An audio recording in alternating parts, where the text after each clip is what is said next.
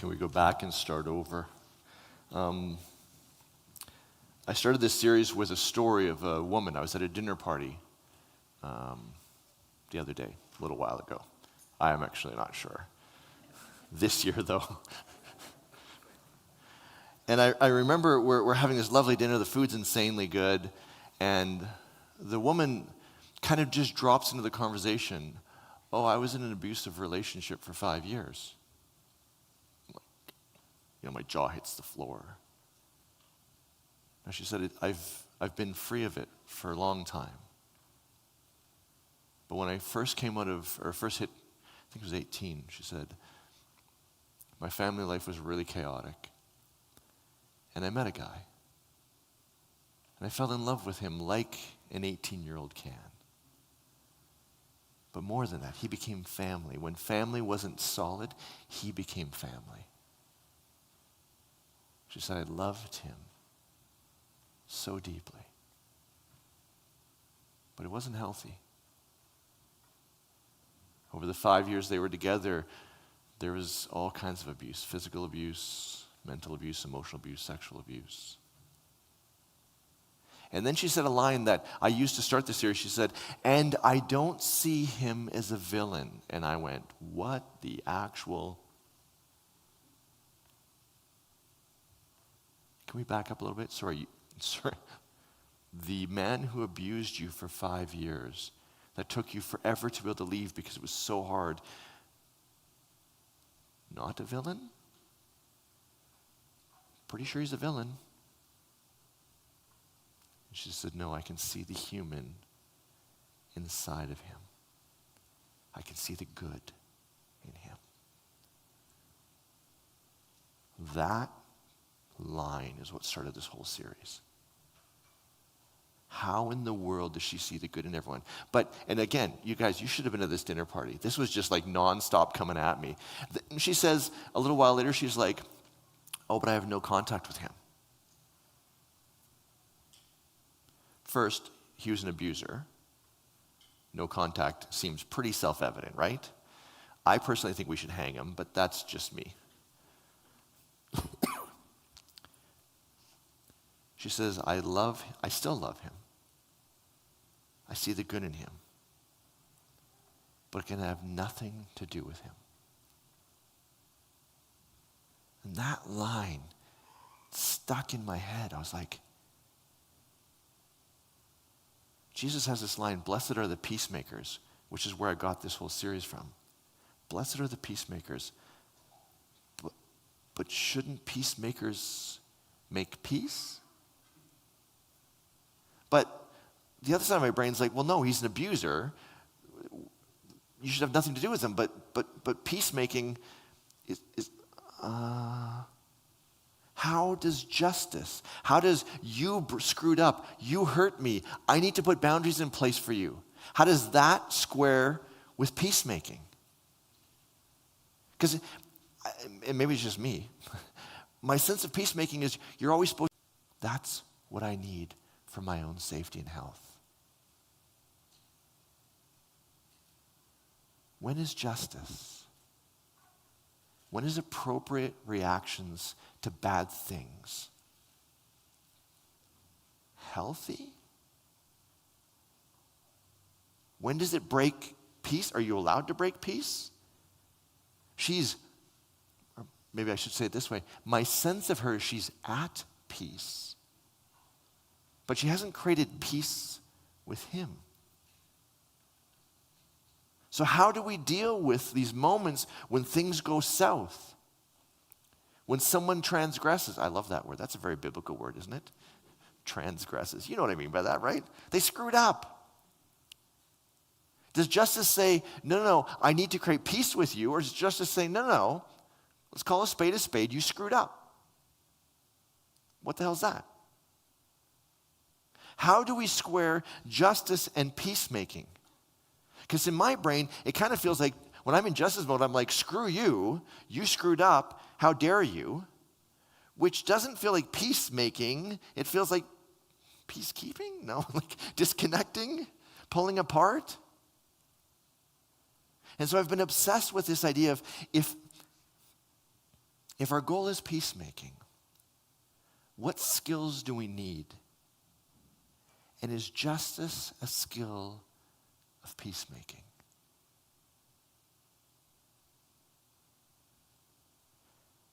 Now at Friends Church, we have this model. Can you throw it up for me, you guys?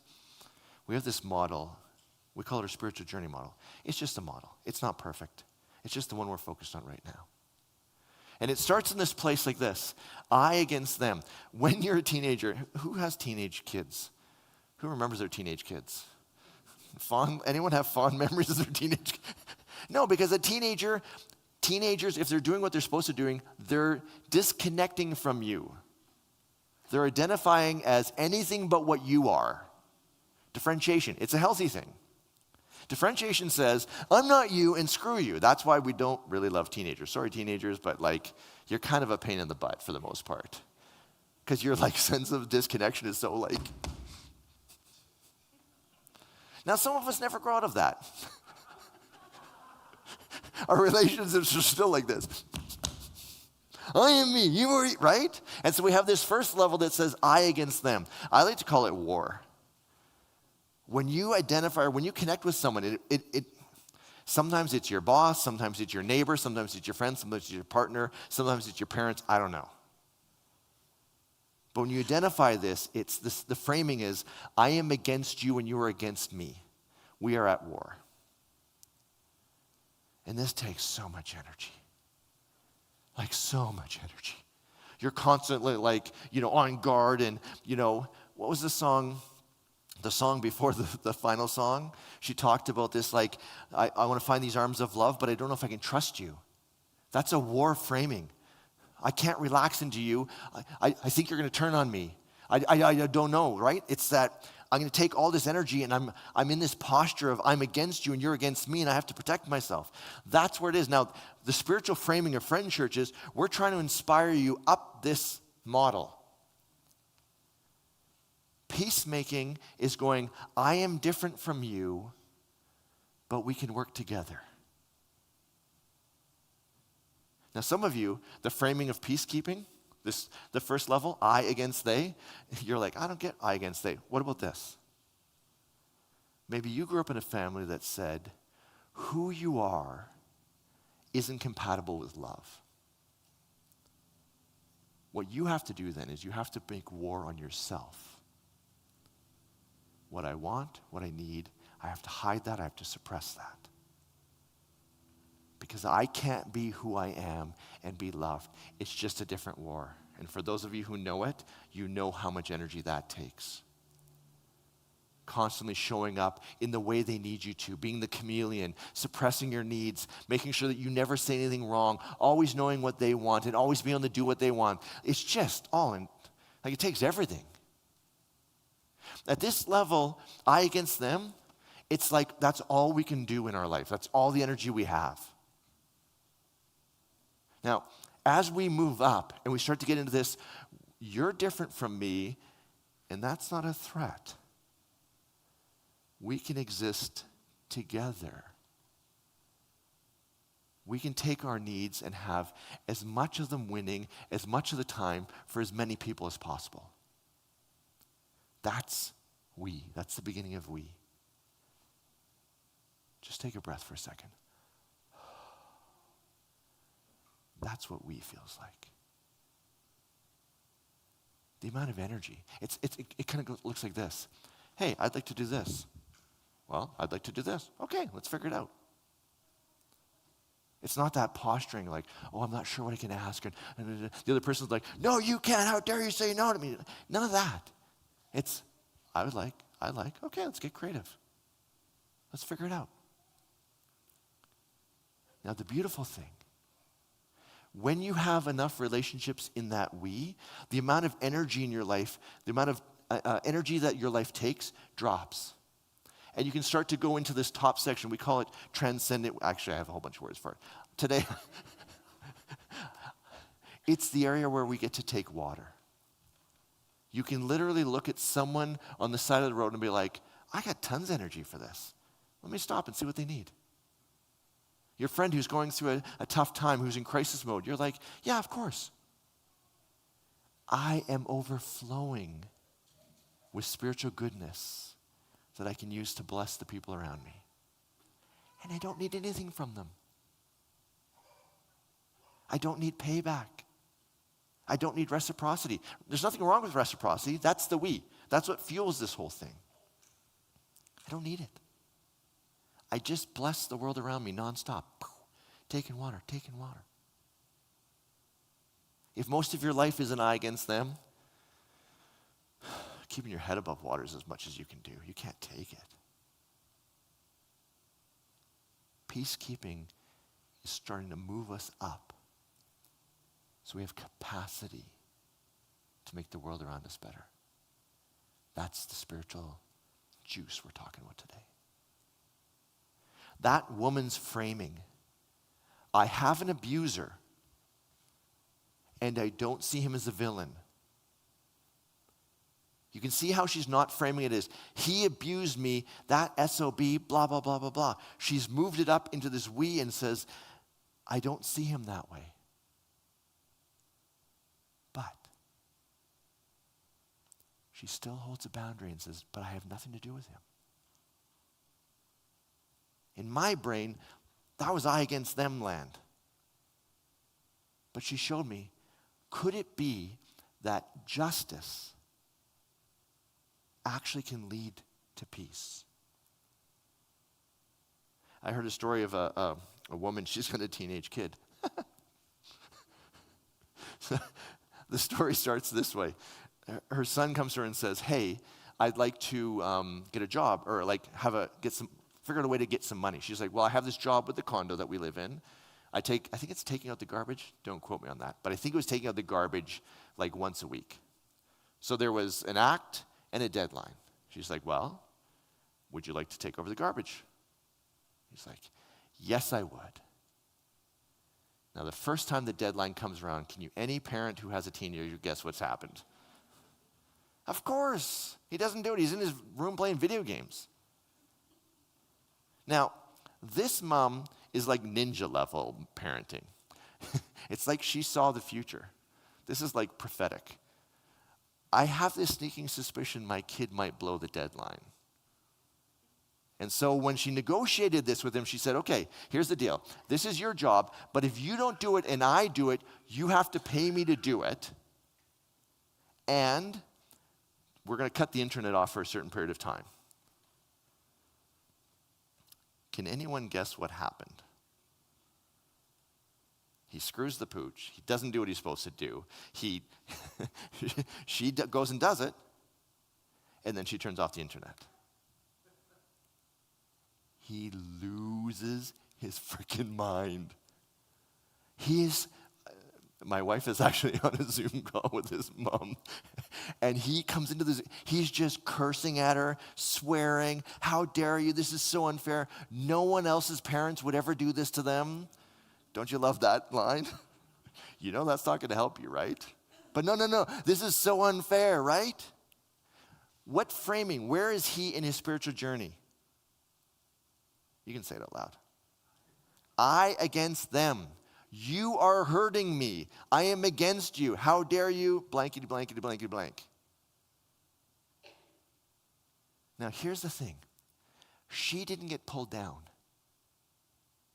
She stayed calm. She's like, hey, buddy, I'm sorry this is tough, but this is the consequence. You made a choice. This is the consequence. Okay, I hear you. You made a choice. This is a consequence. Justice? Yeah. And justice beautifully handled. There's not rage inside of her. There's not, you little shit, how dare you, I will beat this into you. What there is, hey, you made this choice. This is how life works. I reached out to her to say, hey, can I share this story? And she said, yeah. Oh, by the way, here's how it ended. She said, a couple days after, in the middle of the night, he comes barreling into her room, sits down on the bed, says, Mom, you're just trying to do this whole thing, you're just trying to do this to make me a better human, right? Like to learn how to live life. She's like, yeah. Oh. Okay. Throw the model up for me again. Can you see what he just did? He framed the entire thing as I against they. He never saw that his mom is actually trying to help him to realize when you don't keep your word in the world, it hurts the people around you. She was there. She's like, hey, look, I can't let you live in this space. And in a moment of teenage clarity, and I'm not sure how many of these happen, maybe a mythical moment of teenage clarity, should I say it that way? He goes, wait a second. You're trying to make me better. You did this out of love to make me better.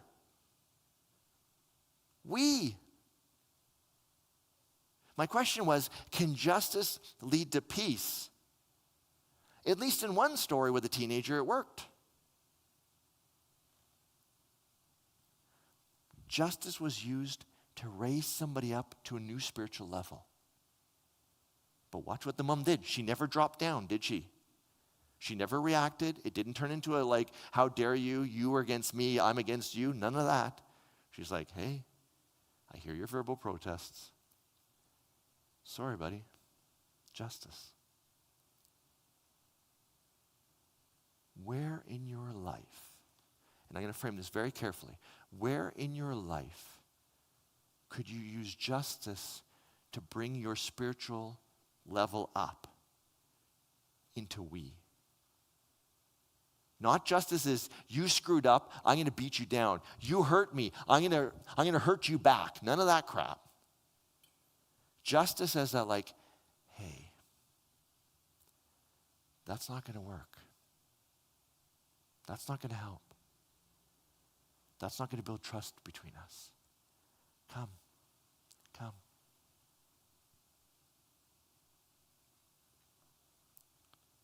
When I first read Jesus' line, blessed are those who, was it long and search for justice? It's a really great line. Hunger and thirst for justice. It's actually, when I started studying it, I read one of our church ancestors who said this. Can you throw up the longer quote for me? It said, justice and mercy. So, blessed are those who strive after justice, right? I'm all into justice now, right? Jesus said justice, let's do justice. You. Spiritual answer says this: justice and mercy are so united that one ought to be mingled with the other. Justice without mercy is cruelty. Say that line again. Justice without mercy is cruelty. But mercy without justice is profusion of bad behavior. This was written in like the 300s. They use funny English. Hence, Jesus goes on to the one from the other. The line in the text that's quoted from Jesus is, blessed are those who seek for justice. And the very next line it says, blessed are those who are merciful.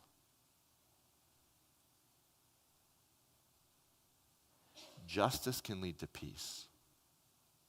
We can feel that, right? You can see in that story of that mom with that teenager, you can feel it. Now, doing it in our own lives,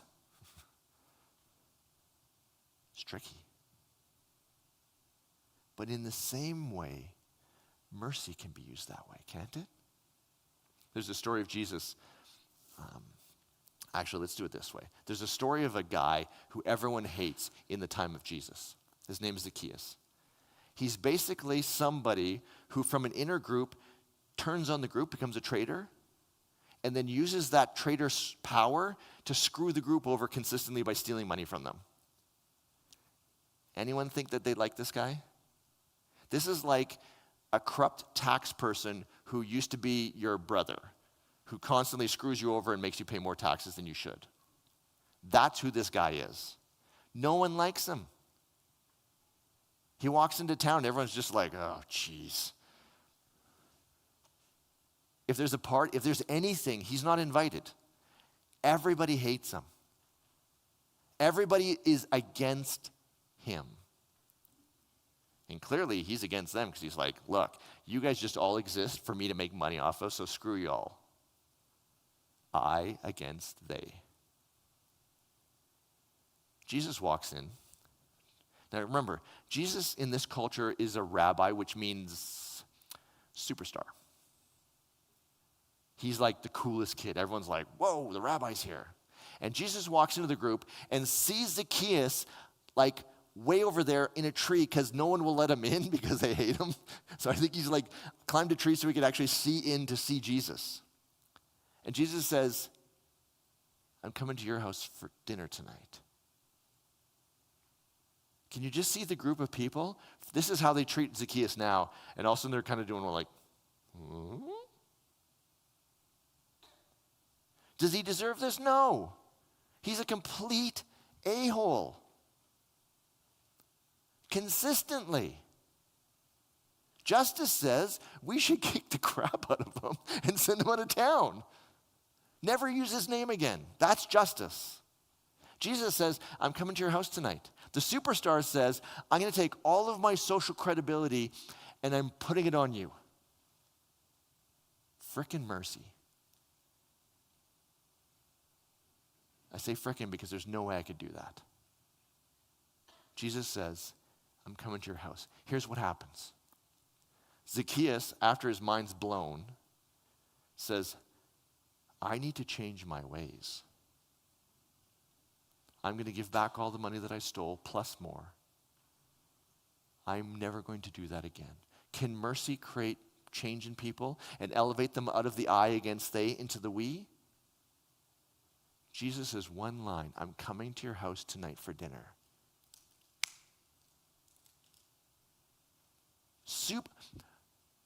Would justice have worked? I don't think so. Zacchaeus is like, screw you, I'm rich. You guys don't like it? I don't care. I'm rich. Give me more money. But mercy just digs down under all his defenses and just stabs him and says, how are you living? You are living in the I against they. Come up.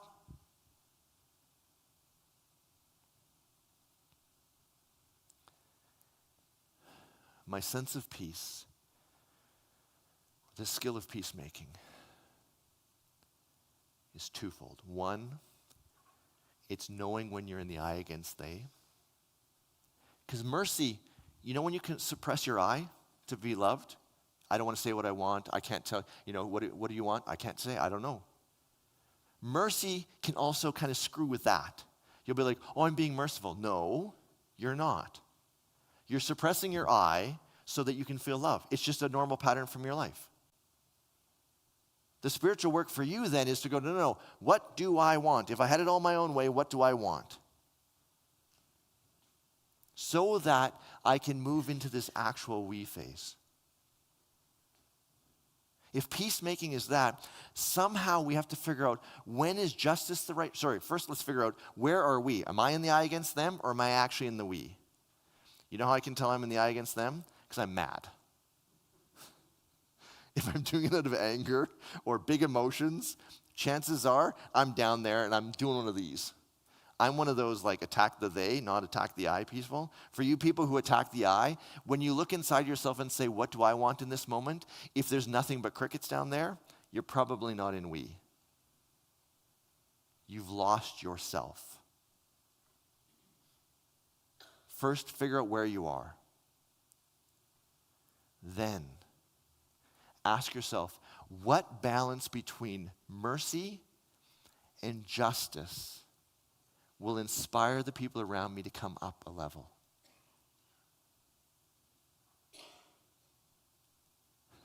This is the part where you ask me exactly what balance do I need? I don't know.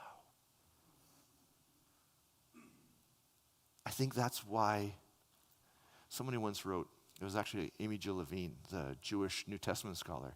She said, if you can figure out a Jesus saying in one sentence, you haven't figured it out yet, because it's more complex than that.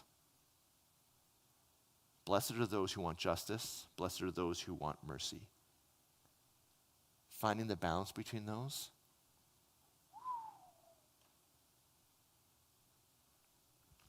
So let's try something here. I'm going to just like magically make you guys all in the we space. So, be in we. Remember, we're trying to win-win. If one of us is winning and one of us is losing, we're not in that space. If we see them as the enemy, we're not in that space. So let's say you guys are going to be the counselors into my life. Let's just say I have a meeting with a friend. We're going to have coffee at 8 o'clock. Now, something you need to know about Vince is the most precious thing in my life is my time. So we're supposed to meet at 8 o'clock. My friend shows up at 8:36. No phone call, no nothing. They walk in. What balance of first let me ask, are we in we land or are we in I against them land at this point?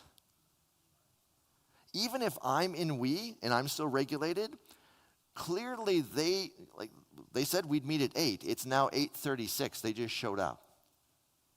This isn't healthy land, is it? This isn't win-win. This is Vince, wait and do nothing and waste your time while I whatever and then show up late. What balance of mercy and justice would you suggest I do to elevate that friend into we? Who would go to justice? Just put up your hand. No justice in the world. Oh, hell, I'm into justice. Why no justice?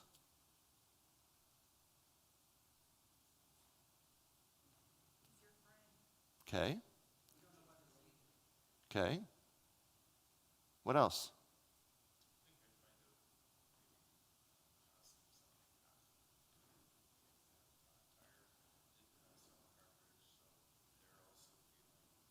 Okay.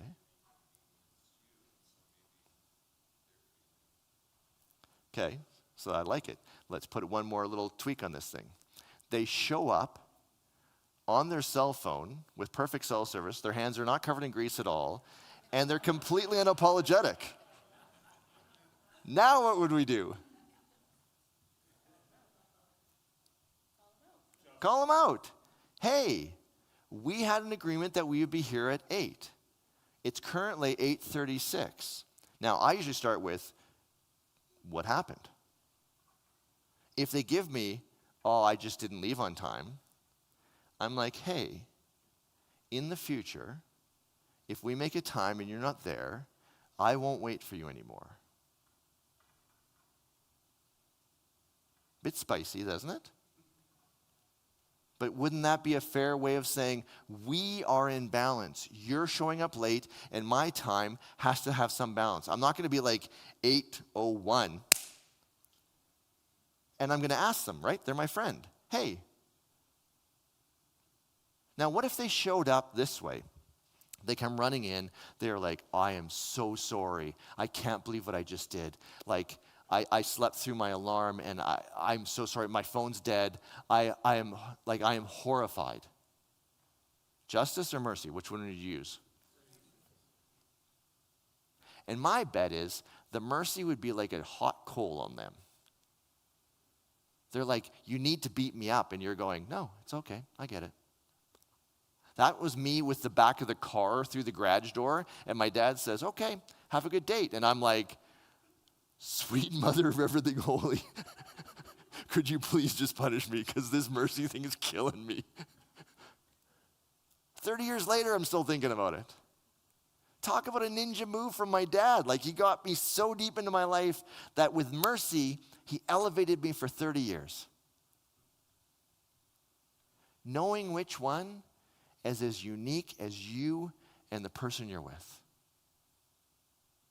But when we look at it going, no, how do we move this relationship up a level? If that's our goal, not I'm an I against them and screw them, I'm going to make them pay. Or I feel so bad that if I call them out again, they're not going to love me. And so I can't do that. So I'm just going to suppress my frustration and make it into this little ball that will blow up someday in really epic ways. The work is to say, who am I? Who are they? And how do we put them into balance? Could it be that justice and mercy in perfect balance is how you do that. And like that spiritual ancestor said, mercy without justice will just have him doing it over and over again. That kid with the mom who blew off the deadline, without justice, do you think the kid would ever hit that deadline? No. Mom will do it. I don't have to worry about it. Justice without mercy, especially when we're the eye against them land, it's punishment. It's not trying to elevate. I don't know about you, but all this peacemaking stuff, first I've realized my skill set was pretty weak. The number of times I did things that eye against them, and it was a mess. Where's my wife? Sorry, babe. She gets the brunt of this. But as I've studied this, and as I've looked at the words of Jesus, and as I started to bring these things into my life, I'm like, oh, wait a second, this is the moment. Actually, usually it's, oh, I just screwed that moment up. But I can at least see it. I can see the moment of, wait a second, I elevated someone into peace around me. I elevated myself into the we before I did anything. I didn't blame. I saw the good in humans. That's a hard one for me. When someone does something I don't like, seeing the good in them. My wife lovingly says, are we seeing the good in everyone today? I'm like, oh, screw you. It's so right. May we be peacemakers. May we strive from a place of we to use justice and mercy and balance to bring the world up so that we can bless the entire world by taking water. Amen. Have a great week, everyone. May you all be peacemakers. Take care.